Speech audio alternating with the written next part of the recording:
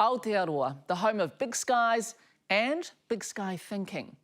Our homegrown tech is creating global waves, from an electricity vortex to anti-doping tests to fermentation innovation. It's revolutionary, risky and really expensive. So how do we harness this big tech and turn it into big money? Tonight, Tania Page takes us on a tour of some incredible local innovations that could propel our economy into the stratosphere.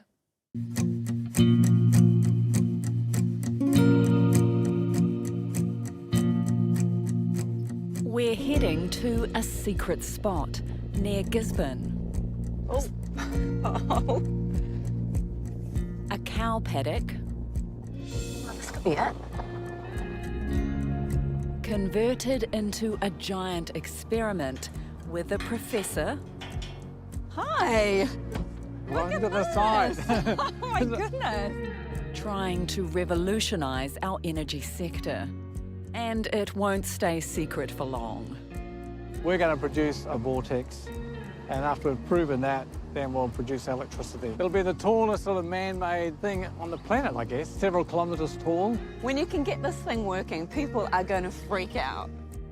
It's achingly close. This is the first pilot plant of its kind in the world. It's going well, but there have been challenges. It's the culmination of a decade's work, which started here in this Auckland warehouse, We have a clever system of counterbalance weights. where very smart people are doing very clever things. I'm Richard Flay, Professor of Mechanical Engineering at the University of Auckland and Chief Scientific Officer and co-founder of Vortex Power Systems. This is what he wants to recreate after spotting an idea in an engineering journal. Where they talked about generating carbon-free electricity from a vortex. And I thought, wow, that's really interesting. I'd love to look at that when I have the opportunity. Tall vortices do occur in nature. For instance, there were 3 or 4 of them off the coast of New Plymouth. He's already made a miniature one. We're in the aerodynamics lab at the University of Auckland, and this is the rig where we proved that we can make buoyancy vortices. So, how does it work? You need warm air near the ground, and you need swirls. We spray the hot water above the turbine so the warm air rises. Creating a vacuum that pulls more air in past the vanes, which are like sails set at the right angle, so that As the flow comes in past the sails, it starts to swirl. And like a ballet dancer who pulls in their arms, it speeds up in the middle. the hot mist swirls into a vortex, spinning a turbine connected to a generator. And then we'll produce massive amounts of electricity. It's pretty out there, but Professor Flay is well accustomed to breaking boundaries. His innovations were part of our 1995 America's Cup win. So this wind tunnel is designed to simulate the flow in full scale. I put up an idea that we built a special wind tunnel for testing spinnakers. It was used hundreds of times and increased the thrust of the spinnakers by 15%. So actually really incredible. The America's Cup is now New Zealand's Cup. Back at the warehouse, Can we turn it on? Yes, you can. And you can see it's centered on the turbine. That's neat. What was it like first time you saw it? When we saw it, we thought, wow, you know, it's better than we even expected. It's about 1.5 metres tall. So in the field, it'll be several kilometres tall. Several kilometres. Exactly. And the taller, the better. a natural phenomenon replicated. What's also special about this is that the core ingredient, the warm water being sprayed in, will come from industrial waste. Well, there's a huge amount of waste heat around the planet. Like the steel and timber industries, even power stations. All those power plants all around the world are producing waste heat. At the moment, it's being dumped into the sea, into rivers, or cooling towers. Financially, how much do you think the technology could be worth? It's in the billions of dollars. I mean, these numbers are so huge, kind of beyond my comprehension, really. It could create a lot of income for New Zealand. We'll come back to this idea soon.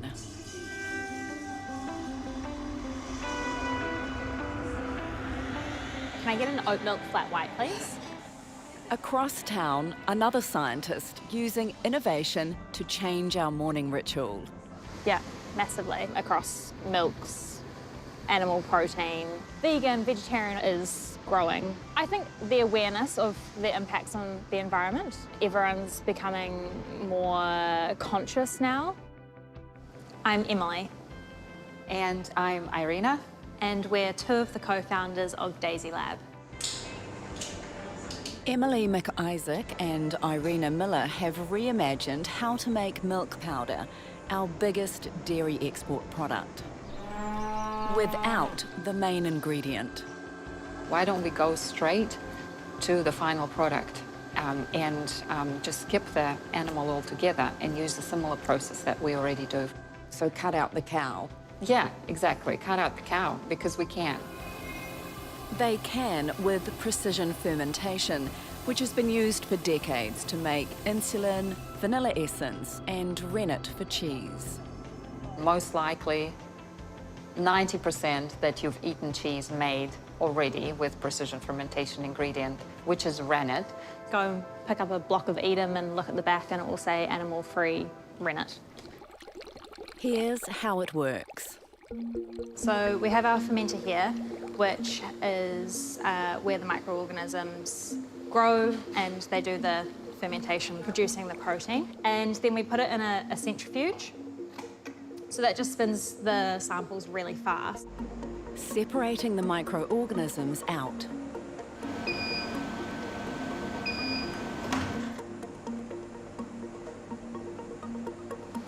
Oh, I see. There we go. So we've got the two layers. So the liquid, which has the whey protein, will then go through the filtration system and then is freeze-dried into powder. And what was it like the first time you produced this? It was quite surreal, to be honest. We worked for a good couple of years to get to this point. They did it at this deeptech hub under the watchful gaze of a man who knows all about taking big ideas global. Hi, I'm Sean Simpson, founder of Lanzatech and chairman at Outset Ventures. We first met Sean in Chicago, where Lanzatech, valued at $680 million, is based. So the bugs themselves eat gases. So we think about fermentation for beer. He also used precision fermentation to recycle carbon pollution back into useful products like ethanol. I think you wore that T-shirt when I interviewed you in Chicago. I did. Tell me about you. You did, didn't you? Yes. It's science doesn't care what you believe. Yeah, really, we missed home, and we wanted our kids to grow up feeling like they are Kiwis. This is the building in which we started literally on day one in the basement, and ourselves and Rocket Lab, actually. It's been the birthplace of so many great deep tech, kind of hard tech startups. What is deep tech? It's big sky thinking, big industry thinking, transformative thinking. So we have around 20 different companies based in this facility. Companies as diverse as Energy Bank, who have a really exciting way to store energy made in offshore wind farms, or Asterix, who have a new way to deploy solar arrays in space. So they're very, very exciting. He's using his expertise to tautoko the next generation and connect them with investors. Hello. Hey there, how's Come on it going? in. Good. I put a lab coat on. Yes, grab that navy one there. These are our two 10-litre ones that we recently just purchased Yeah. from your suggestion. New lab equipment is so expensive. These second-hand lab equipment sites where you get perfectly good gear. The fermentation process both scientists use involves genetic modification. Sounds a lot scarier than what it is. So we take a friendly microorganism, so you think of something like baker's yeast, and then you take a piece of DNA, and that piece of DNA encodes for the protein that you're wanting to produce.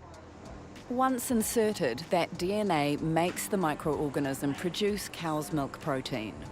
That organism can't exist outside of the conditions that we provide it. As soon as it's outside those conditions, it dies. So the genetically modified organisms have been completely separated out? Yes, so they're completely separated out. And then the next stage of our filtration process also ensures that there's no cells that make it through to the final product. Under current legislation, Daisy Labs science can't leave this room, which frustrates her mentor. We in New Zealand fund countless millions of dollars to develop genetically modified organisms, but we can't commercialize the outcome of that research in our own country. It makes no sense. But it isn't a deal breaker for this team. Our plan is actually not necessarily to sell bulk ingredient proteins. Our plan is actually to sell the technology, our knowledge. It's technology dairy giant Fonterra is already chasing by investing overseas in gene-edited dairy alternatives. Once milk powder can be mass-produced, it'll be a game changer. You don't need green pasture, you need minimal water. It can have quite serious implications for our exports because just overnight they might not be required. It's the kind of thing some farmers might find a bit threatening. Potentially, but I think we will never replace whole milk as it comes out of the cow. What we're doing is just producing the individual proteins. It could be threatening to farmers to have this technology, but it would be even more threatening not to have it. And we need to be part of that disruption, not just victims of it. In Aotearoa, dozens of deep tech ideas are in a race for funds. Some hindered by legislation,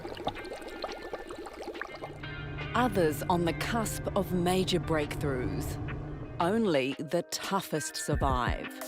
I'm Alison Heather, Professor of Physiology at the University of Otago and the Chief Scientific Officer and co-founder of Inogen. Alison is leading the pack globally in creating the latest anti-doping technology.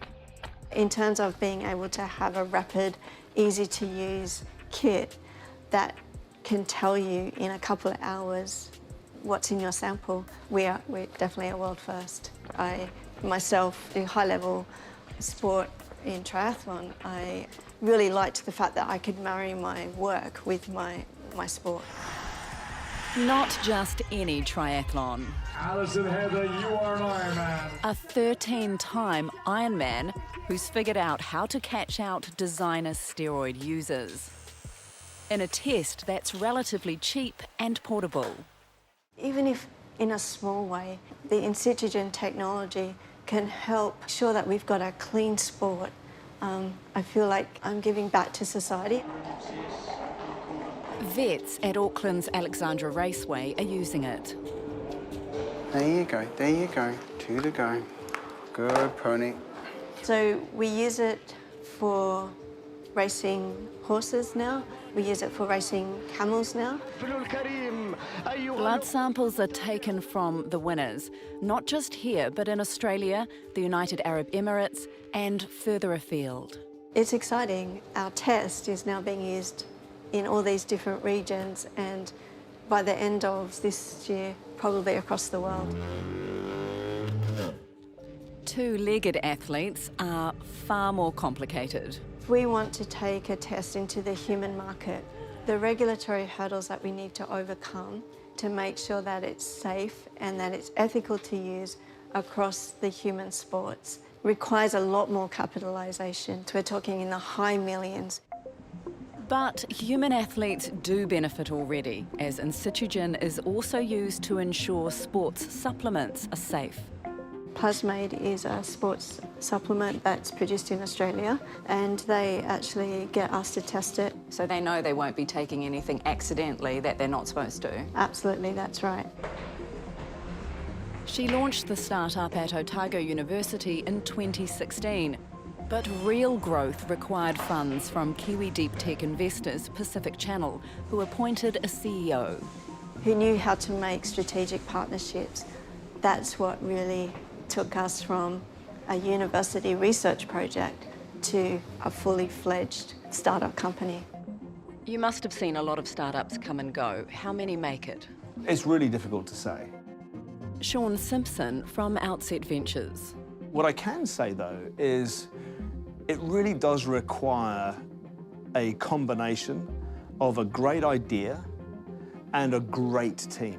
Patience and persistence.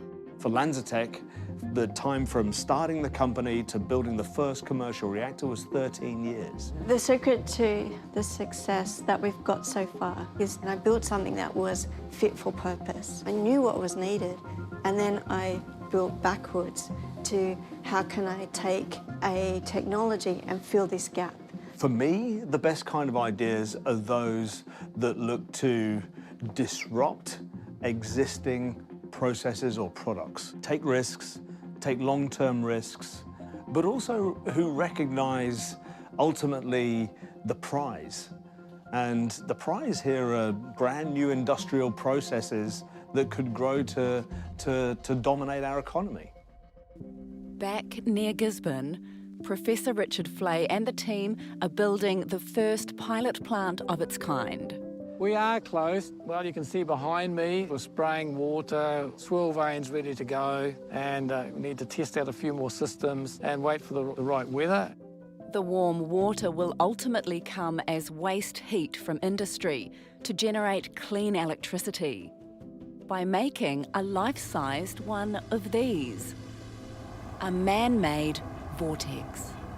Is there any chance Vortex could break free and go rogue? It won't go rogue, but it could blow off the top of our Vortex engine. But once it does that, the source of energy disappears because it doesn't have that warm water.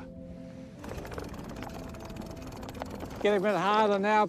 Yeah, there's quite a bit of trial and error. No one else has ever tried to mount a ring of sails, 12 sails in a field like us. But they're making progress daily by thinking outside the square. For instance, we've changed the fittings at the top of the mast to make them freer, and we've lubricated the mast. What have you done that with? Well, that was with duck fat, actually. Yeah. I think the duck fat has helped. I think it's done a great job. A lashing of duck fat, $5.5 million later, and almost a decade in the making. The windward swirl vanes now hoist easily. To be seen for miles, you see. How tall? Well, it depends on the atmospheric conditions, but maybe 5 kilometres. We'll go into the Guinness Book of Records. Yeah. And you're 100% confident you can do it? Oh, I don't think any engineer is ever 100% confident, but we're up in the 90s. Yeah. Engineers are by nature conservative.